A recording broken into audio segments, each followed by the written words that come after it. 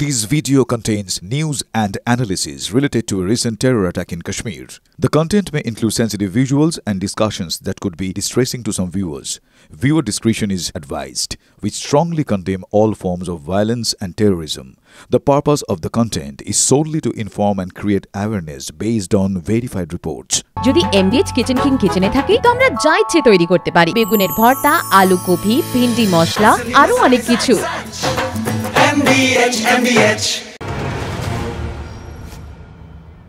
TV 9 বাংলায় স্বাগত। Hotspot নিয়ে আপনাদের সঙ্গে রয়েছে আমি শর্মিষ্ঠা। সময় এসে গেছে ভারতকে অন্য রূপে চেনার, যে ভারত মুখের মতো জবাব দিতে জানে, যে ভারত চুপ করে বসে থাকে না। আর এই জবাব দেওয়ার জন্য আধুনিক অস্ত্র এবং আধুনিক প্রতিরক্ষা সরঞ্জামের প্রয়োজন। গত কয়েক বছরে ভারত এই বিষয়ে কয়েক কদম এগিয়ে গেছে।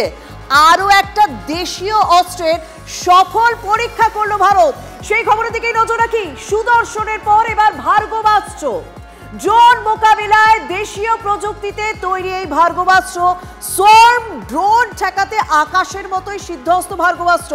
আপনারা কেউ নিশ্চয়ই ভুলে যাননি সোয়ার্ম ড্রোন মানে কোনগুলো, যেগুলো আমরা ভারত পাকিস্তানের সংঘর্ষ পরিস্থিতিতে রাত হলেই দেখতে পাচ্ছিলাম যে মৌমাছির মতো ধেয়ে আসছিল, পঙ্গপালের মতো ধেয়ে আসছিল, সেইগুলোকেই সোয়ার্ম ড্রোন বলা হয়। সেই সোয়ার্ম ড্রোন ঠেকাতে আকাশ যেরকম দেশীয় প্রযুক্তিতে তৈরি আকাশ যেভাবে সিদ্ধহস্ত ছিল, ভার্গবাস্ত্র সেই একইভাবে সিদ্ধহস্ত। মঙ্গলবার এই ভার্গবাস্ত্রের সফল মহড়া হয়েছে গোপালপুরে। সেই ছবিটা আপনাদেরকে একটুখানি বিগ বলে দেখাই। বিগ বলে দেখুন, শত্রুরা যদি কেরামতি করতে আসে না, তাহলে ভারতের নতুন জবাব তৈরি। কারণ এবার ভারতের এই নতুন এয়ার ডিফেন্স সিস্টেমের খুঁটিনাটি আপনাদেরকে আমরা জানাবোই। কিন্তু দেখুন গোপালপুরে যে সফল পরীক্ষা হয়েছে সেটাই অন্তত একবার উইথ অ্যাম্বিয়েন্স আপনাদেরকে শোনাই।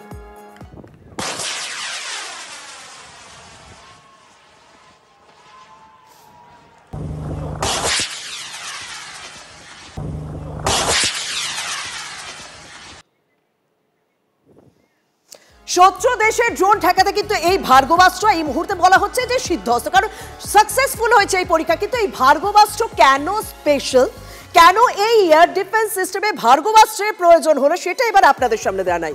ভারতের এয়ার ডিফেন্স সিস্টেমের নতুন পালক হচ্ছে এই ভার্গবাস্ত্র, এবং এই নতুন পালক যখন রয়েছে তখন নিশ্চয়ই নতুন কিছু ফিচারও রয়েছে। সোয়ার্ম ড্রোন মোকাবিলায় কার্যকর এই ডিফেন্স সিস্টেম, বারবার প্রথম থেকে বললাম যে মৌমাছির মতো যে ড্রোনগুলো আসে সেগুলোকে একসঙ্গে নষ্ট করতে, ধ্বংস করতে সক্ষম এই এয়ার ডিফেন্স সিস্টেম, অর্থাৎ ভার্গবাস্ত্র নিজের দিক থেকে এক্সপার্ট। একসঙ্গে 4টি ড্রোন ধ্বংস করতে সক্ষম হচ্ছে ভার্গবাস্ত্র। মানে একটা শট হবে, যেহেতু 4টে ব্যারেল থাকে, এই ভার্গবাস্ত্রের ব্যারেল হচ্ছে 4টে, একটা শটে 4টে ব্যারেল থেকে মিসাইল বেরোবে এবং সোয়ার্ম ড্রোন একেবারে ধ্বংস হয়ে যাবে। একসঙ্গে 4টি, তার মানে বুঝতে পারছেন একসঙ্গে খুব কম সময় কাজ করতে পারবে। অনেক কম খরচে তৈরি এই short range integrated missile system. এই জায়গাটা একটু পরিষ্কার করে দিতে হবে। এই মিসাইল সিস্টেম বা এয়ার ডিফেন্স সিস্টেমে কি বলুন তো, যদি আপনার আকাশপথে কিছু আসে, কোনো মিসাইল আসে, তাহলে কি হয়, সেই মিসাইল যখনই আসবে সেটা রেডারে আইডেন্টিফাই হয়ে যাবে, সেটাকে রেডারে আইডেন্টিফাই করে টার্গেট লক করে দেওয়া হবে। সেই টার্গেট লক করে ভার্গবাস্ত্রের যে 4টে ব্যারেল রয়েছে সেই 4টে ব্যারেল থেকে মিসাইল বেরোবে এবং সেই সোয়ার্ম ড্রোন যেগুলো রয়েছে সেই সোয়ার্ম ড্রোনগুলো একেবারে নষ্ট করে দেবে। এটাই হচ্ছে এই এয়ার ডিফেন্স সিস্টেমের সবথেকে বড় স্পেশালিটি। আর সফল পরীক্ষার পর এবার ভারতের এয়ার ডিফেন্স সিস্টেমের অংশ হতে চলেছে এই ভার্গবাস্ত্র। এবং বিশেষজ্ঞরা তারা কি বলছেন, বলছেন যে ভারত বিশ্বের যে কোনো দেশকে টেক্কা দিতে সক্ষম এই মুহূর্তে দাঁড়িয়ে। এয়ার ডিফেন্স সিস্টেম যতক্ষণ না ভেদ করতে পারবে, তুমি মিসাইল পাঠাও, তুমি প্লেন পাঠাও, তুমি যাই পাঠাও, তুমি surface two air Pathao, air two air Pathao, what ever, আপনাকে এয়ার ডিফেন্স সিস্টেম একটা রাষ্ট্রের ভেদ করতে হবে। আমরা দেখেছি ইসরায়েলও ভেদ হয়েছে, আয়রন ডোম নিয়ে অনেক কথা আমরা শুনেছি, কিন্তু ভারতবর্ষের air defence system has proved both for army and air force that বাইরের এই সমস্ত মিসাইল ঘাউরি 1, ঘাউরি 2 অনেক ভয়, অনেক জিগির তোলা হয়েছিল, কোনোটাই কিন্তু ভারতবর্ষের এয়ার ডিফেন্স সিস্টেম ভেদ করতে পারলো না। দেখুন এই মুহূর্তে দাঁড়িয়ে ভারতের এই এয়ার ডিফেন্স সিস্টেম কেন দরকার সেটা সুদর্শন দেখিয়ে দিয়েছে, এবং এয়ার ডিফেন্স সিস্টেম যে কতটা এফেক্টিভ, আমাদের দেশের যে কতটা উন্নত সেটা একেবারে সুস্পষ্ট।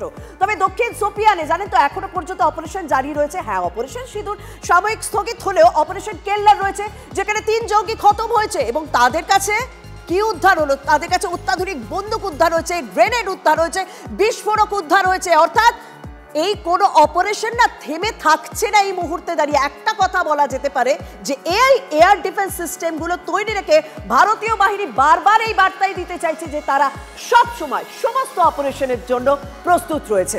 কিন্তু এই 3 জঙ্গিদের কাছ থেকে কি কি উদ্ধার হচ্ছে আমার সহকর্মী জ্যোতির্ময় তুলে ধরেছে, দেখুন।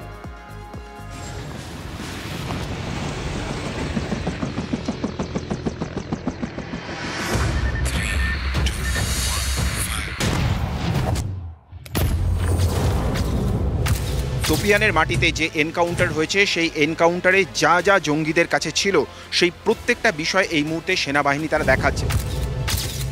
সবথেকে গুরুত্বপূর্ণ তাদের কাছে যে ধরনের বন্দুক ছিল, ম্যাগাজিন ছিল এবং যে ছবি আমরা দেখতে পাচ্ছি ভারতীয় নোট তাদের কাছে ছিল। যে খবর আমাদের কাছে আছে যে মূলত এরা প্রত্যেকেই সোপিয়ানের স্থানীয় ব্যক্তি।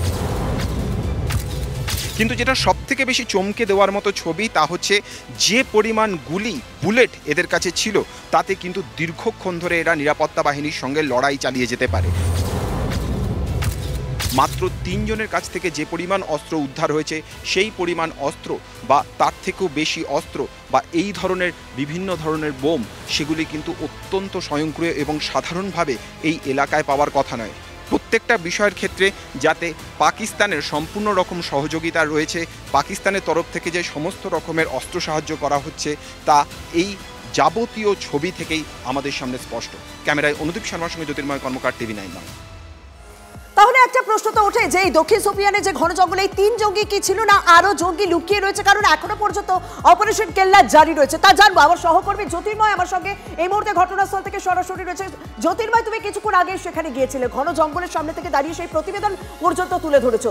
এখনো পর্যন্ত সেনা সূত্র মারফত কি জানতে পারছো যে নিশ্চয়ই আরো অনেকে লুকিয়ে রয়েছে, তাদেরকে প্রতিহত করার জন্য কি কি ব্যবস্থা নেওয়া হচ্ছে?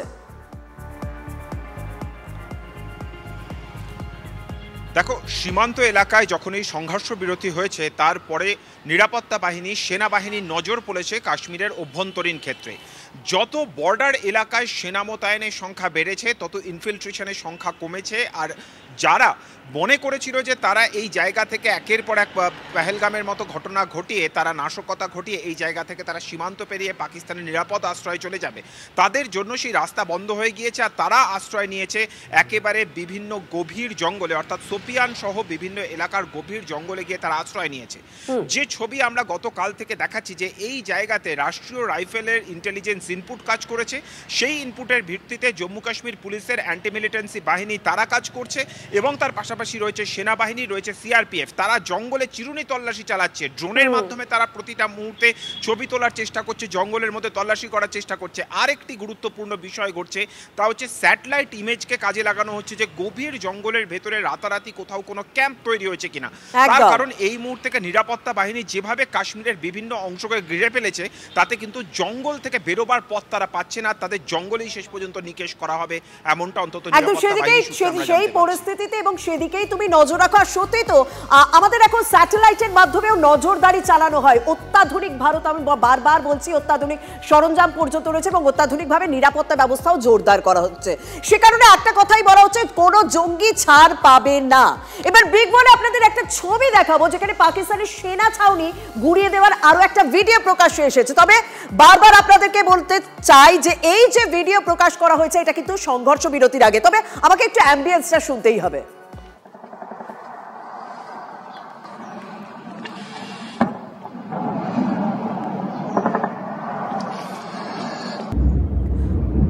পাক উস্কানির জবাব কিভাবে ভারতীয় সেনাবাহিনীরা দিয়েছিল সেই ছবি আপনাদের সামনে তুলে ধরলাম। মানে জঙ্গি ঘাঁটি বা যে সমস্ত ঘাঁটিগুলো গুড়িয়ে দেওয়া হয়েছে বা পাকিস্তানের সেনার যে পোস্টগুলো রয়েছে সেগুলোকে কিভাবে আইডেন্টিফাই করে উড়িয়ে দেওয়া হয় সেই ছবি অন্তত স্পষ্ট। তবে ভারতের প্রত্যাঘাতে আরো এই মুহূর্তে যে আপডেট পাওয়া যাচ্ছে, 2 পাক সেনাকর্মীর মৃত্যু হয়েছে। আরো 2 পাক সেনাকর্মীর মৃত্যুর খবর স্বীকার করলো ইসলামাবাদ। এই নিয়ে 13 সেনাকর্মীর মৃত্যুর খবর স্বীকার করলো পাক সেনা। আহত হয়েছেন 78 জন। যদিও ভারতীয় সেনা জানায় প্রত্যাঘাতে মৃত্যু হয়েছে অন্তত 35 থেকে 40 পাক সেনা। নিজেদের সেনাকর্মীদের মৃত্যুর খবর লুকোতে ব্যস্ত এই মুহূর্তে পাকিস্তান।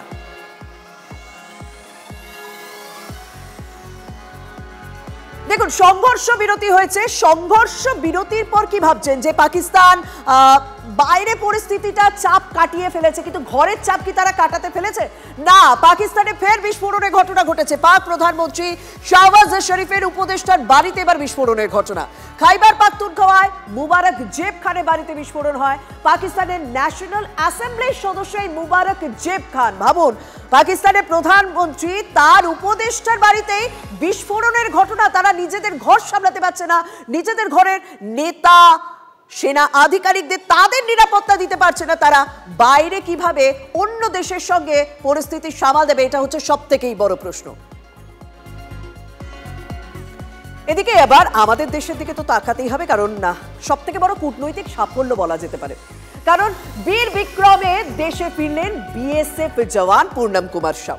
ভারতের প্রবল চাপে অবশেষে বিএসএফ জওয়ান পূর্ণম সাউকে মুক্তি দিল পাকিস্তান।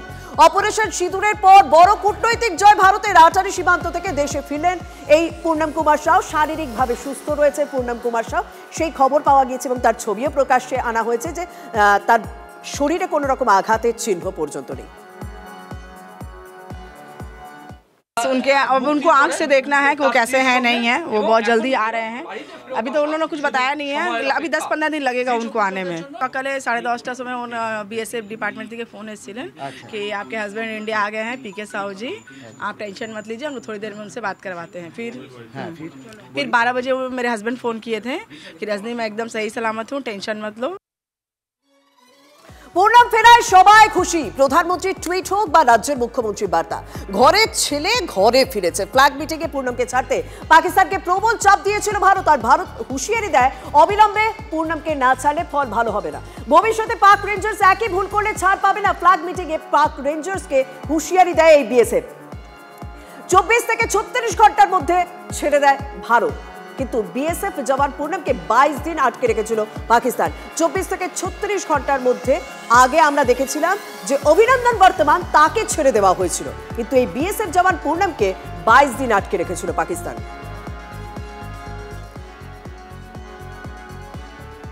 আর আজকে আমরা কি দেখলাম? অপারেশনের সিঁদুরের সফলে দেশ জুড়ে বিজেপির ত্রিরঙ্গা যাত্রা হলো। ভারতের প্রবল চাপে দেশে বিএসএফ জওয়ান পূর্ণম সাউকে দেশে ফেরত পাঠালো পাকিস্তান। সেই কারণে বিএসএফ এর দপ্তরে গিয়ে বীর জওয়ানদের শুভেচ্ছা জানালেন রাজ্যের বিরোধী দলনেতা শুভেন্দু অধিকারী। একেবারে ফুল মিষ্টি নিয়ে বিএসএফ জওয়ানদের অফিসে পৌঁছে গিয়েছিলেন শুভেন্দু অধিকারী।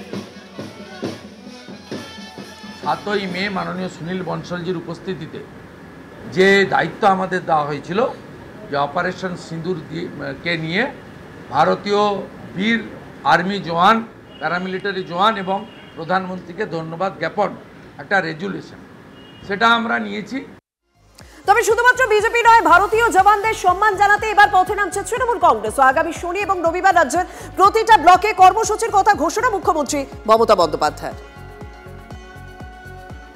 শহীদ বীরদের সম্মান জানিয়ে এবং সেনাবাহিনী যারা লড়াই করেছেন সেনাবাহিনীকে সম্মান জানিয়ে আমাদের দলের পক্ষ থেকে 3টে থেকে 5টা পর্যন্ত শনিবার এবং রবিবার সব ব্লকে কলকাতার প্রত্যেকটা ওয়ার্ড সহ, আরবান এরিয়ার সব ওয়ার্ড সহ, গ্রামাঞ্চল সহ সব জায়গাতেই সম্মান জানানো হবে। তবে এই মুহূর্তে একটা গুরুত্বপূর্ণ খবরের দিকে নজর রাখতে হবে, বড় খবরের দিকে নজর রাখতে হবে, কারণ ভারতের পক্ষ থেকে বলা হয়েছিল সংঘর্ষ বিরতি হলেও কূটনৈতিক দিক থেকে যে সমস্ত সিদ্ধান্ত নেওয়া হয়েছে সেই সিদ্ধান্ত একই রকম থাকবে, যেমন সিন্ধু জল চুক্তি। কিন্তু নত জানু পাকিস্তান ভারতের চাপে, জল চাই জল দাও, এই মুহূর্তে পাকিস্তান কাঁদছে। সিন্ধু চুক্তি পুনর্বিবেচনার আবেদন ইসলামাবাদের। বিস্তারিত জানাবেন আমাদের পলিটিক্যাল এডিটর অনির্বাণ সিনহা। অনির্বাণ, দেখো শর্মিষ্ঠা, গতকালই পাকিস্তানের তরফ থেকে বলা হয়েছিল যে জল না দেওয়াটা নাকি অ্যাক্ট অফ ওয়ার, অর্থাৎ এটাও যুদ্ধ ঘোষণার সামিল। সমস্যা হচ্ছে পাকিস্তান যখন কথা বলে বা পাকিস্তানের যে কেউ যখন কথা বলেন, প্রধানমন্ত্রী থেকে বিদেশ মন্ত্রী বা তাদের প্রতিরক্ষা মন্ত্রী, যে স্তরের যে মন্ত্রী কথা বলুন না কেন, তারা 24 ঘন্টার মধ্যে সে কথাটা যে ডিগবাজি খেতে হবে এটা সম্ভবত মাথায় রাখেন না, অথবা তাদের ডিগবাজি খাওয়াটা এতটাই অভ্যেসের মধ্যে পড়ে বা তাদের প্রতিবর্ত ক্রিয়ার মধ্যে পড়ে যে ওটাই এখন তাদের স্বাভাবিকতা এসে গেছে। গতকাল জল না দিলে অ্যাক্ট অফ ওয়ার যারা বলছিলেন, অর্থাৎ সেটা যুদ্ধ করার সামিল হবে, তারা ভারতের সঙ্গে যুদ্ধ করে জল না নিয়ে তারা ভারতের কাছ থেকে আবার নতজানু হয়ে জল ভিক্ষা করছেন। এখান থেকে বোঝা যায় যে এই সংঘর্ষ বিরতির আগে পাকিস্তান ঠিক কোন অবস্থায় এসে হাত পা কচলে ভারতের সামনে নতজানু হয়ে ক্ষমা ভিক্ষা করে এই সংঘর্ষ বিরতিটা শেষ পর্যন্ত ভারতের কাছ থেকে সম্মতি আদায় করতে পেরেছিল। তো এই মুহূর্তে পাকিস্তান জল চাই, কিন্তু আমরা বলে দিচ্ছি জল এবং রক্ত একসঙ্গে বইবে না। আর এখান থেকেই প্রমাণ হচ্ছে পাকিস্তানের কথা একরকম, কাজ আর একরকম। সত্যি তো পাকিস্তানের পক্ষ থেকে কালকে বলে দেওয়া হয়েছিল সিন্ধুর জল না দিলে সেটা পাকিস্তানের বিরুদ্ধে যুদ্ধ বলে ঘোষণা ভেবে ধরা হবে, মানে জল না পেলে তারা যুদ্ধ করবে। কিন্তু আজ নাকি তারা নতজানু হয়ে ভারতের কাছ থেকে জল চাইছে। এইখানেই বারবার প্রমাণিত হচ্ছে যে পাকিস্তান মুখে বলে এক, কাজে করে আর এক। পাকিস্তানের পর এবার চীনের উস্কানি। অরুণাচল প্রদেশের কয়েকটি জায়গায় নাম বদলে ব্যর্থ চেষ্টা চীনের। তীব্র প্রতিবাদ, বিদেশ মন্ত্রকের নিরর্থক এবং অযৌক্তিক চেষ্টা করছে চীন। অরুণাচল প্রদেশ ভারতের অবিচ্ছেদ্য অংশ ছিল, আছে, থাকবে। চীনের এই অপপ্রচেষ্টায় কোনো রকম ফারাক হবে না। কড়া বার্তা বিদেশ মন্ত্রকে, বারবার অপপ্রচেষ্টা চালাচ্ছে চীন। অরুণাচল প্রদেশের নাম পরিবর্তনের চেষ্টা করে যাচ্ছে, তবে বিদেশ মন্ত্রক কড়া বার্তা দিয়েছে যে কোনো চেষ্টাই সফল হবে না। MDH চানা মশলা, এখন ছোলা হোক বা বরবটি দানা, সাদা চানা হোক বা কালো, সব রান্নাই হবে অসাধারণ।